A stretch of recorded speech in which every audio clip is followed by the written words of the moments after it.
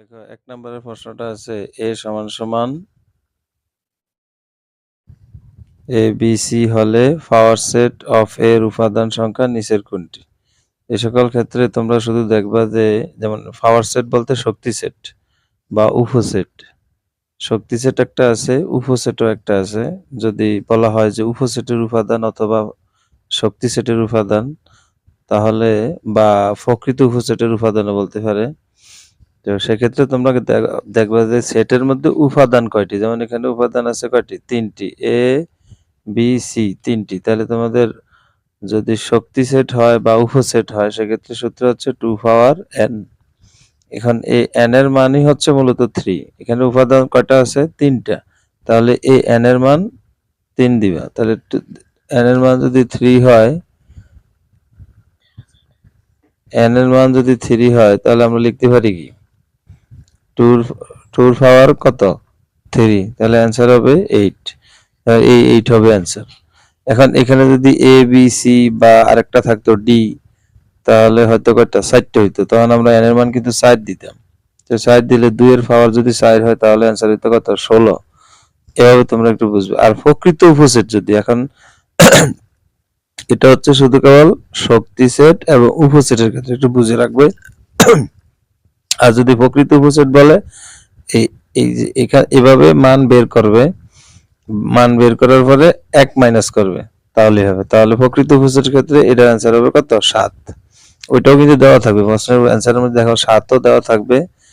প্রকৃত উপসেটের মান অবশ্যই অ্যান্সারে দেখবে যে আছে, তবে খেয়াল করে দিতে হবে প্রকৃত উপসেট চাইছে না শক্তি সেট চাইছে না উপসেট চাইছে।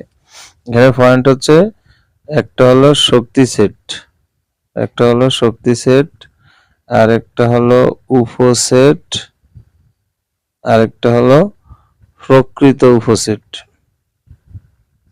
প্রকৃত উপসেট। তো আমরা কি করব? এই তিনও ক্ষেত্রেই সূত্র একটাই ব্যবহার করব, সেটা হচ্ছে 2 পাওয়ার n। এই n এর মান সেটের সদস্য সংখ্যা। সেটের সদস্য সংখ্যা ওই যে সেটের মধ্যে দেখো এই যে এ বি সি আছে, এ বি সি কয়টা? 3টা। তাহলে n এর মান 3। যদি এখানে অন্য কিছু থাকতো, যেমন এই একটা সেট দেখো, এখানে সদস্য সংখ্যা কয়টা? 1 2 3 4। তাহলে এখানে সদস্য 4, এই 4 কিন্তু আমরা n এর জায়গায় বসিয়ে দিতাম। তো তোমরা যদি ক্যালকুলেটরে n এর মান 4 ব্যবহার করো তাহলে তোমাকে কিন্তু 16 দেখিয়ে দিবে। যেমন ক্যালকুলেটরে আমরা এবার 2 পাওয়ার কিন্তু আমরা সাকিন ব্যবহার করে দিতে পারি। তো 2 পাওয়ার 4 সমান সমান কত আসবে? ক্যালকুলেটর সাবজেক্ট দেখবে যে 16 দেখিয়ে দিবে। ঠিক এইভাবে আমরা কাজ করলেই পারি। প্রকৃত উপসেটের ক্ষেত্রে জাস্ট 1 মাইনাস করতে হবে, আর শক্তি সেট উপসেটের ক্ষেত্রে এটাই অ্যান্সার।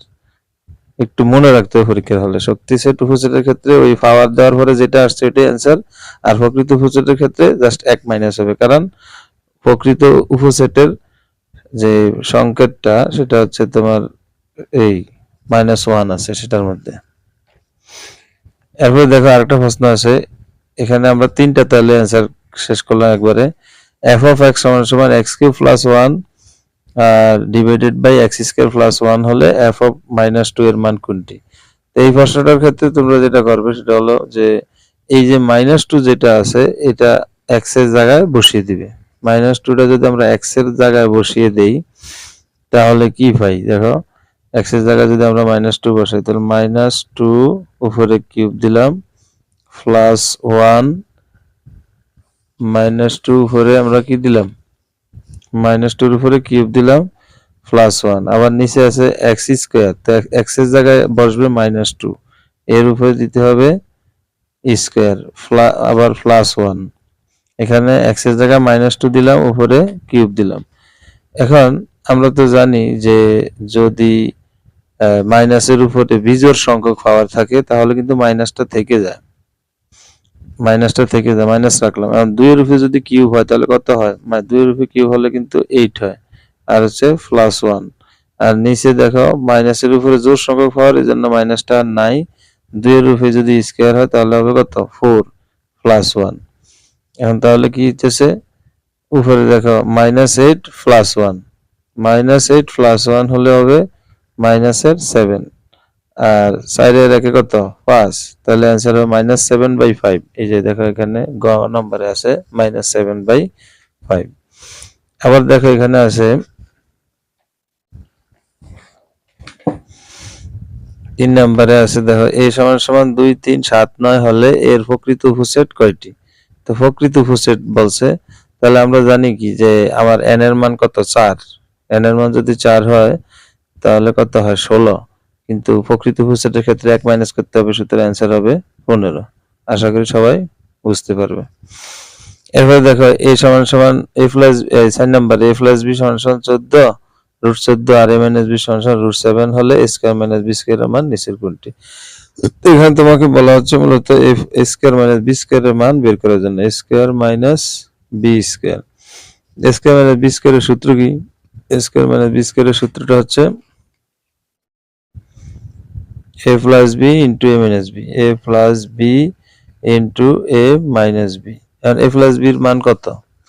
a প্লাস b এর মান হচ্ছে দেখো √14, তো √14 লিখবা পরীক্ষা হলে, আবার √7, তাহলে দুটো মিলে যদি আমরা এখন গুণ দিই তাহলে কি হইতেছে, রুটের জায়গায় থাকবে আর √14 আর হলো কত √14 আর হলো 7, মানে √14 কত 98, রুটের জায়গায় রুট আছে। এখন এই 98 কে এমন ভাবে ভাঙতে হবে যাতে একটা পূর্ণবর্গ সংখ্যা থাকে, তাহলে 49 কিন্তু একটা পূর্ণবর্গ সংখ্যা, 49 দুগুণে 98। এখন √49 মানে কিন্তু 7, √49 মানে হলো 7, আর 2 এর উপর রুট থাকলে √2, তাহলে অ্যান্সার হবে 7√2। ঠিক এইভাবে এই যে 7√2 হচ্ছে অ্যান্সার। আবার দেখা আছে 1 নম্বরে যে a⁴ minus 3a square plus 1 = 0 হলে a স্কয়ার প্লাস 1/স্কয়ার এর মান নিচের কোনটি? এক্ষেত্রে তোমরা খালি পরীক্ষা হলে কি করবে, পরীক্ষা হলে অ্যান্সার এখান থেকে অ্যান্সার বের করা যায় এগুলি। যেমন দেখো এই যে এখানে কিন্তু a স্কয়ার আছে, এখানে স্কয়ার আছে, দেখো এখানে স্কয়ার আছে, তো তোমাদের কাজ হচ্ছে এখানে স্কয়ার এখানে স্কয়ার, a স্কয়ার যেহেতু আছে তো a স্কয়ারের সাথে কি আছে, এখানে স্কয়ারের সাথে দেখো এই যে স্কয়ার এখানে আছে, হ্যাঁ a স্কয়ারের সাথে কি আছে -3।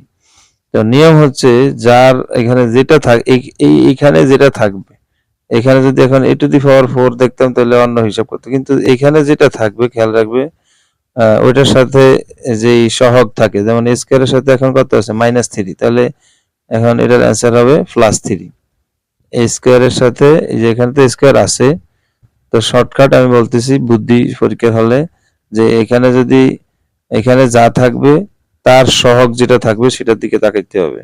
স্কয়ার আছে তাহলে স্কয়ারের সহগ কি -3, স্কয়ারের সহগ যেহেতু -3 তাহলে অ্যান্সার হবে +3। এখন স্কয়ারের সহগ যদি +3 হইতো তাহলে অ্যান্সার হইতো -3। এই জাস্ট এতটুকু একটু খেয়াল করতে হবে যে যেটা আছে তার সহগ কি আছে। সহগ মানে হচ্ছে মানে যেমন স্কয়ারের সহগ বলতে স্কয়ার বাদে ওই পদের মধ্যে আর কি কি আছে, যেমন এখানে -3a স্কয়ার একটা পদ, তো এখানে এই পদের মধ্যে a স্কয়ার বাদে আছে কত -3, সুতরাং a স্কয়ারের সহগ হচ্ছে -3। কোন পদের মধ্যে নির্দিষ্ট কোন রাশি বাদ দিলে ওইটা ছাড়া বাকিগুলি যেটি থাকে ওটা হচ্ছে সহগ। তাহলে এখন a স্কয়ার যেহেতু আমার a স্কয়ারের সহগ যেহেতু খোঁজ করতে হবে, তাহলে স্কয়ারের সহগ হবে -3, সুতরাং অ্যান্সার হবে +3। এই এতটুকুই কাজ পরীক্ষা হলে করতে হবে।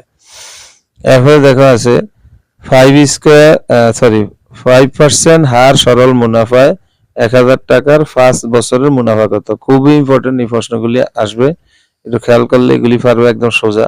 এক্ষেত্রে তোমরা শুধু ক্যালকুলেটর ইউজ করবে, আমার মনে হয় কোনো কলম খাতা পরীক্ষা হলে ব্যবহার করার কোনো দরকার নেই, খালি ক্যালকুলেটর ওপেন করবে আর মান ব্যবহার করবে।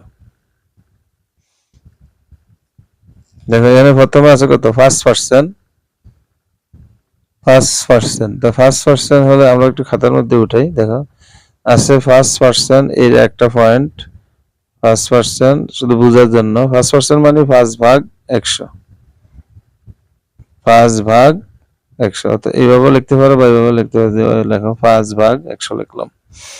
আরেকটা আছে কত 1000, তাহলে এই 1000 লিখলাম, আরেকটা সংখ্যা হচ্ছে 5 লিখলাম। এবার সরল মুনাফা বের করতে গেলে তোমাদের কাজটা হচ্ছে প্রথমে কত আছে 5/100, তাহলে এটা উঠাও 5/100। এরপরে কত আছে 1000, তাহলে গুণ চিহ্ন দিবা একটার পর একটা, এটা উঠান শেষ গুণ চিহ্ন, এটা উঠান শেষ গুণ চিহ্ন, আবার এটা একটা উঠান শেষ হলে গুণ চিহ্ন দিবা। তাহলে 1000 দিলাম, এরপরে গুণ চিহ্ন দিয়ে কত দিবা 5। সরি এখানে ভুল হয়ে গেছে, দেখো প্রথমে আমি দিছি 5/100, এটা দেওয়ার পরে গুণ চিহ্ন দিছি, এরপরে কত 1000 দিবা, এই 1000 দিলাম, এরপরে আবার 1000 দেওয়া শেষ গুণ 5, এবার ইকুয়াল শব্দ যেটা আসবে এটি অ্যান্সার। কত আসছে 250, তাহলে 250 আসেনি দেখো তো, এই যে 250 কিন্তু আছে, এই যে 250, এটাই অ্যান্সার। তাহলে প্রথমে 5% আছে, এই জন্য আমরা 5/100 দিছি, এরপরে 1000 আছে 1000, এরপরে 5, তা একটা ক্যালকুলেটর উঠাবে, যেমন আমরা আবার দেখো আবার উঠাইতেছি, প্রথম 5%, এই জন্য 5/100, এই যে লিখছি কিন্তু আগে, এরপরে গুণ, এরপরে কত 1000, এই 1000 দিলাম, এরপরে গুণ দিয়ে আবার 5, আচ্ছা একটা দেওয়ার পরেই গুণ চিহ্ন দিবে, একটা দেওয়ার পরে গুণ চিহ্ন ব্যবহার করবে, বাস কাজ শেষ। এরপরে ইকুয়াল চাপ দিলে রেজাল্ট তোমাকে দেখে দেবে। এই পরীক্ষার হলে আরেকটা কথা সবসময় মনে রাখবে, সেটা হচ্ছে যে প্রথমে তোমরা ওই যেগুলি বহুপদী আছে এগুলি অ্যাভয়েড করার চেষ্টা করবে, এগুলো দিবে না। দেখো এখানে এই যে ওই যে একটু আগে আমরা বলছিলাম যে এই সহগের কথা, যদি ধরো তোমাকে এভাবে দেয় যে ধরো এভাবে একটা অঙ্ক দিছে যে x² - 3x + 1 হলে সমান সমান 0 হলে x x + 1/x সমান সমান কত, x + 1/x সমান সমান কত। দেখো x² - 3x + 1 সমান সমান 0 হলে x + 1/x এর মান কত, যদি এই ধরনের প্রশ্ন থাকে, ওই যে বলছিলাম যে কার মান তোমার বের করতে হবে, এখানে দেখো যার মান বের করতে হবে তার চেহারার দিকে দেখো, এখানে কি আছে x আছে, দেখো এখানেও x এখানেও x, তাহলে তোমার দরকার হচ্ছে x এর সহগ কত সেটা জানা।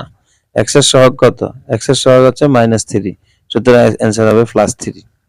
এটা মূলত কাজটা করে এইভাবে যে x² - 3x + 1 = 0, সেক্ষেত্রে তোমার পরবর্তীতে তুমি এটা করতে পারো x² + 1 = 3x, এরপরে আমরা করতে পারি কি এই x টাই পাশে যদি আনি x² + 1 / x = 3, তো দেখো এখানে আমি x² এর নিচে যদি x দেই, x² এর নিচে x + 1/x = 3, সেক্ষেত্রে এই দুইটা x থেকে একটা x কাটা গিয়ে x আর 1/x = 3, এই পুরো প্রক্রিয়াটা করার পরে মূলত 3 আসছে। আর তুমি শর্টকাট পরীক্ষার হলে অবজেক্টিভের ক্ষেত্রে যে আমি যার মান বের করব তার মধ্যে কি আছে, তার মধ্যে শুধু দেখা যায় এখানেও x এখানেও x, সুতরাং আমাকে x এর সহগ ব্যবহার করতে হবে। x এর সহগ কত -3, তাহলে অ্যান্সার হবে +3। যদি x এর সহগ +3 হইতো স্যার, x এর সহগ যদি +3 হয় তাহলে আমার এখানে অ্যান্সার হবে -3, এতটুকুই কাজ। আশা করি সবাই এই ধরনের অঙ্ক দিতে পারবে। এরপরে দেখো এইখানে আরেকটা, এইটা 7 নাম্বার বলি, তো প্রথম যেটা বলছিলাম যে এই সকল ক্ষেত্রে বহুপদী অবজেক্টিভ গুলি যদি আসে, বহুপদী অবজেক্টিভ তোমরা প্রথমে দিবা না। এখানে বহুপদী অবজেক্টিভ এর ক্ষেত্রে প্রথমে বহুপদী অবজেক্টিভ দিতে গেলে সমস্যা, তো আমি জাস্ট বুঝিয়ে দিচ্ছি। দেখো এই যে x² - 3x + 1 = 0, তো এইটা হলে এটা ঠিক আছে, এটা যদি হয় তাহলে এটা ঠিক আছে, কারণ আমরা তো জানি যে এখানে কি আছে x + 1/x = 3, তো এটা থেকে যদি আমরা এখন তাকাই, দেখো এইটা দিয়ে তো ঠিকই আছে, x + 1/x এর মান তো 3 হওয়ার কথা, কারণ x এর সহগ তো -3, তাহলে +3 হবে, ঠিক আছে। তো এটা গেল একটা। এখন এটার মান যে 7, এটা কি সঠিক না ভুল? আমরা বলছিলাম যে এই যে একটা, যেমন দেখো এখানে স্কয়ার আছে, যদি এরকম দুইটা জায়গায় স্কয়ার থাকে, দুইটা জায়গায় যদি স্কয়ার থাকে, তখন তোমরা খোঁজ করবে কি স্কয়ার ছাড়া রূপটা কি হতে পারে। যেমন আছে কি x² + 1/x², আছে হলো x² + 1/x², তো এখন আমি যদি x উঠিয়ে দিই, সরি স্কয়ার যদি আমরা বাদ দিয়ে দিই তাহলে কি হয়, তাহলে x + 1/x। এখন এই এরকম চিন্তা করতে হবে যে স্কোয়ার বাদ দিলে কি থাকে, স্কোয়ার বাদ দিলে থাকে x plus one by x. এটার মান কত, এটার মান যা তার উপরে স্কোয়ার দাও, এটার মান কত 3, এটার মান যেহেতু 3 তাহলে এই 3 এর উপরে স্কোয়ার দাও। তোমার যেহেতু এখন আবারও খেয়াল করে বলতেছে কি যে x square plus one by x square মান 7। আচ্ছা, তো x square plus one by x square মান 7 আছে, ঠিক আছে। অনেক সময় এটার মান বের করতেও তো দিতে পারে যে x square plus one by x square মান কত। তো তোমাদের প্রথম কাজ হচ্ছে স্কোয়ার সরিয়ে কল্পনা করা তার চেহারাটা। দেখো আমি যদি স্কোয়ার সরিয়ে দিই তাহলে চেহারাটা কিন্তু এরকম হয়ে যায়, x plus one by x, এটা কিন্তু মান আছে। তো এটা যদি মান থাকে তাহলে আমরা ওই মানটার উপরে কি করব, স্কোয়ার দিব। এরপর যেহেতু এখানে প্লাস আছে তাহলে এখানে একটা -2 দিব। যদি এখানে মাইনাস থাকতো, যদি এখানে মাইনাস থাকতো তাহলে এখানে +2 দিতাম, কিন্তু আছে তো প্লাস, এই জন্য -2 ব্যবহার করতে হবে। তাহলে দেখো 3 3 9, 9 থেকে 2 গেলে 7, তাহলে ঠিক আছে। আবার দেখো এখানে x cube plus 1 by x cube. এখন এই অঙ্কটা করার ক্ষেত্রে দেখো এখানে এই যদি আমরা কিউব বাদ দিয়ে দিই তাহলে x চেহারাটা কিরকম হয়, চেহারাটা কিন্তু এরকম হয় কিউব বাদ দিয়ে দিলে x প্লাস 1 বাই x। এখন x প্লাস 1 বাই x যেহেতু হয় তাহলে এর মান কত, এর মান হচ্ছে 3। তো কিউবের সময় আমরা এখানে স্কয়ার না দিয়ে দিব কিউব, দেওয়ার পরে যেহেতু এটা প্লাসের মান, 3টা কিন্তু প্লাসের মান, এই জন্য একটা মাইনাস ব্যবহার করবা। মাইনাস দিয়ে এবার প্রথমে যে কিউবটা দিছে ওই কিউবটা এখানে বসাও। এরপরে এটা কত, এটা যদি 5 হইতো তাহলে আমি এখানে কিন্তু 5 দিতাম, কিন্তু এখন আছে কত 3, এই জন্য 3 দিলাম।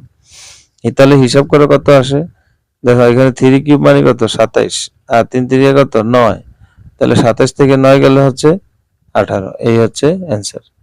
আশা করি একটু খেয়াল করে দেখবে। কিন্তু এখানে এখন দেখো এখানে কিন্তু আমার কি আছে 18 নাই, সুতরাং এটা ভুল, 1 আর 2 হচ্ছে সঠিক। এরপরে দেখো এখানে 8 নম্বরে কি আছে, স্কয়ার প্লাস বি স্কয়ার এর মান কত। তো স্কয়ার প্লাস বি স্কয়ার এর মান ব্যবহার করতে এখানে বের করতে গেলে আমার কিন্তু ওই এটাও লাগবে, এটাও লাগবে। তো স্কয়ার প্লাস বি স্কয়ার এর মান বের করতে গেলে দেখো আমার সূত্রটা অঙ্কটা হচ্ছে এরকম যে a প্লাস বি সমান সমান হচ্ছে 3/2 এবং এ বি সমান সমান হচ্ছে হাফ।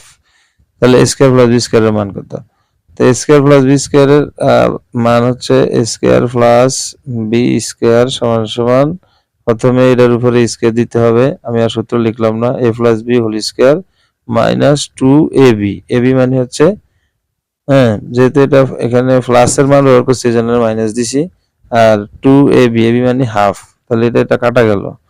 দেখো এখানে কি আছে, এখানে আছে উপরে 9 নিচে হচ্ছে 4 আর এখানে -1। এখন তাহলে এখানে আমরা নিচে কিন্তু 4 ব্যবহার করতে পারি লসাগু, আর 9 এর 9 দিলাম আর 4 একে 4, তাহলে অ্যান্সার আসতেছে কত, 9 থেকে 4 গেলে 5, নিচে হলো 4, তাহলে 5/4 হবে অ্যান্সার। এই 5/4 হচ্ছে অ্যান্সার। তো এগুলি হচ্ছে মেধাবীদের জন্য, যারা একটু কম বুঝো তাদের জন্য আমার মনে হয় এগুলি অ্যাভয়েড করাই ভালো। দেখো এরপরে আমরা এটাও করতে পারি, তো আমরা যারা মোটামুটি একটু দুর্বল তাদের জন্য আজকের ক্লাসটা আমি নিতে চাচ্ছি। দেখো এখানে আরেকটা প্রশ্ন আছে, যে এখানে দেখো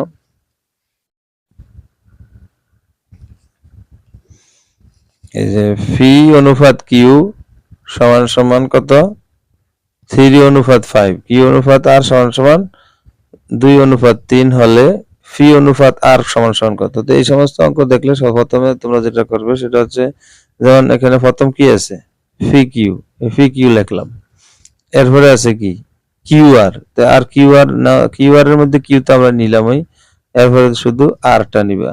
তাহলে প্রথম ফি কিউ নিলাম, পরে কিউ যেটা আছে ওটা নিলাম না কারণ কিউ তো নিছি, এরপরে কত আছে আর, অর্থাৎ 3 পদের 3টা নিলাম, কিউ কিন্তু 2বার আছে, তো আমরা কিউ 2বার থাকলে একবারই নিব, আর ফিও একবার আরও একবার নিলাম।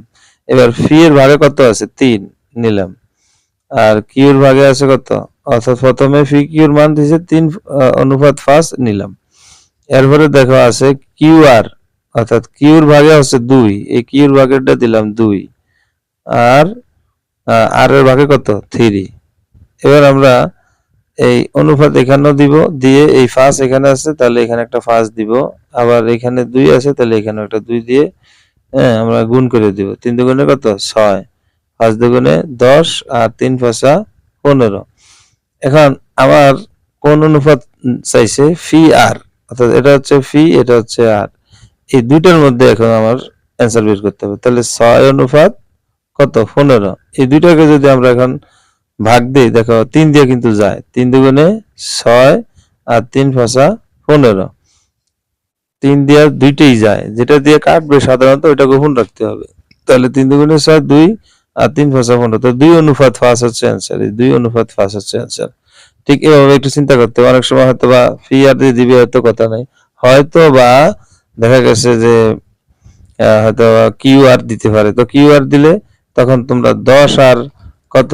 10 অনুপাত কিউ আর কত? 10 15, তখন 10 আর 15 নিয়ে কাজ করতে হবে। এখন 5 দিয়ে যদি আমরা ভাগ দিই, 5 দুগুণে 10, 3 5 15, তখন অ্যান্সার হইতো 2 অনুপাত 3। এইভাবে কাজ করতে হবে। দেখো এখানে আছে সমকোণী ত্রিভুজের সূক্ষ্মকোণ দ্বয়ের পার্থক্য 13 ডিগ্রি হলে ক্ষুদ্রতম সূক্ষ্মকোণের মান কত? তো তোমাদেরকে দিছি কি? সমকোণী ত্রিভুজ। তো আমরা জানি সমকোণী ত্রিভুজ কাকে বলে? যেই কোণের একটা কোণ 90 ডিগ্রি তারে বলা হয় সমকোণী ত্রিভুজ। তা তোমাদের কাজ আছে, যেহেতু সমকোণী ত্রিভুজ বলছে, তো এই ধরনের প্রশ্নটি এরকমই হয়। তো তোমরা কি করবা? ও 90 থেকে 13 বিয়োগ করে দিবা। সমকোণী ত্রিভুজ বলছে, তো সমকোণী ত্রিভুজ মানে তো 90 ডিগ্রি একটা কোণ থাকবেই। ওই 90 ডিগ্রি থেকে 13 ডিগ্রি মাইনাস করে দিবা। তো 90 ডিগ্রি থেকে 13 ডিগ্রি মাইনাস করলে কত থাকে দেখা? 90 থেকে 13 মাইনাস 90 বিয়োগ 13, এটা থাকতেছে কত? 77। এই 77কে যদি আমরা 77 প্রথমে আমরা বিয়োগ করব, এরপরে আমরা ভাগ করব। কত দিয়ে ভাগ করবা? 2 দিয়ে ভাগ করবা। এই 2 দিয়ে ভাগ করলাম, তো কত আসছে? 38.5। এখন এই যে ভাগ, তাহলে প্রথম কাজ কি করলাম? প্রথম কাজ করছি, যেহেতু সমকোণী ত্রিভুজ আর আছে 13, সমকোণী ত্রিভুজ মানে 90 আর 13 ডিগ্রি, 90 থেকে 13 বিয়োগ, ওই বিয়োগ করার পরে যেটা পাইবে ওটাকে 2 দিয়ে ভাগ করবা। এখন যেটা পাইছি এটা হচ্ছে মূলত ক্ষুদ্রতম কোণের মান। এখন যেহেতু তোমার ক্ষুদ্রতম কোণের মান চাইছে এই প্রশ্নের মধ্যে, তাহলে কিন্তু অ্যান্সার এইটাই, 38.5। আর যদি বলতো যে হলে 13 ডিগ্রি হলে বৃহত্তম সূক্ষ্মকোণের মান কত, তাহলে কিন্তু এখন আমরা কি করতাম? এই যেটা আসছে, এই যে 38.5 ক্যালকুলেটরে, এটার সাথে এখন আবার ওই যে প্রথম মাইনাস করছিলাম কত? 13, এখন প্লাস 13 দিব। এটার সাথে প্লাস 13 দিলে কত আসছে? 51.5। এই 51.5 হইতে তখন অ্যান্সার। তবে প্রশ্নের মধ্যে তোমাকে ক্ষুদ্রতম দেওয়া হবে, বৃহত্তম দেওয়া হবে। যদি তোমরা ভুল করো তাহলে তো উল্টা পাল্টা হবে। আর তাহলে সেই সিস্টেমটা বুঝে রাখো আবারও, যদি ক্ষুদ্রতম বলে তাহলে কাজ হচ্ছে 90 থেকে ওই যে সংখ্যা, একটা সংখ্যাই থাকবে, এই সমস্ত প্রশ্নের মধ্যে একটা সংখ্যা থাকে, তো ওই 90 থেকে ওই সংখ্যাটা মাইনাস করবে, মাইনাস করার পরে যে সংখ্যাটা হবে ওটাকে আবার 2 দিয়ে ভাগ দিতে হবে। এটা হচ্ছে প্রথমে কি? প্রথমে বিয়োগ, পরে ভাগ, ভাগ দিলে হবে ক্ষুদ্রতম। এরপর যদি বৃহত্তম বলে তাহলে আবার যেটা প্রথমে মাইনাস করছিল ওইটার আবার যোগ করতে হবে। কার সাথে? ওই যে ভাগ করার পরে যেটা হয়েছে তার সাথে আবার ওই যেটা বিয়োগ করছে এটা যোগ করে দিবে। এই কাজ। তাহলে আবার তুমি দেখাও, তো যেহেতু সমকোণ তাহলে 90, এই 90 উঠাইলাম, বিয়োগ করতে হবে কাকে? একমাত্র সংখ্যা প্রশ্নের মধ্যে যেটা আছে ওটা বিয়োগ করতে হবে। ওটা যদি আমরা বিয়োগ করি, -13 বিয়োগ করলাম, তাহলে পাইলাম কত? 77। এখন যেহেতু বলছে যে বিয়োগের পরে ভাগের কাজ, তাহলে ভাগ চিহ্ন চাপ দিলাম, কত? 2 দিয়ে সবসময় ভাগ করতে হয়, খেয়াল রাখবা। ভাগ সবসময় 2 দিয়ে করবে, তাহলে কত হইলাম? 38.5। এখন আমার কি চাইছে? ক্ষুদ্রতম না বৃহত্তম? যেহেতু ক্ষুদ্রতম চাইছে তাহলে এটি অ্যান্সার। ভাগ করার পরে একবার তাকাইবা প্রশ্নের দিকে, কি চাইছে? ক্ষুদ্রতম না বৃহত্তম? যদি ক্ষুদ্রতম চায় তাহলে ভাগ করার পরে যেটা অ্যান্সার পাইছো ওটি হচ্ছে তোমার অ্যান্সার। আর যদি বৃহত্তম চায় তাহলে ভাগ করার পরে যেটা পাইবা তার সাথে আবার ওই যে 13 মাইনাস করছিল তা যোগ করে দিতে হবে। যোগ করার পরে যেটা হবে এটা হবে অ্যান্সার। তাহলে যদি খুব বৃহত্তম চায় তাহলে স্টেজ হচ্ছে কয়টা? 3টা, ধাপ 3টা। প্রথমে বিয়োগ, পরে ভাগ, এরপরে আবার যোগ বৃহত্তমর ক্ষেত্রে। আর ক্ষুদ্রতমর ক্ষেত্রে একবার বিয়োগ, একবার ভাগ, কাজ শেষ। ক্ষুদ্রতম ক্ষেত্রে 2 ভাগ, 2টা স্টেজ, আর বৃহত্তম ক্ষেত্রে 3টা স্টেজ। একটু খেয়াল করবে।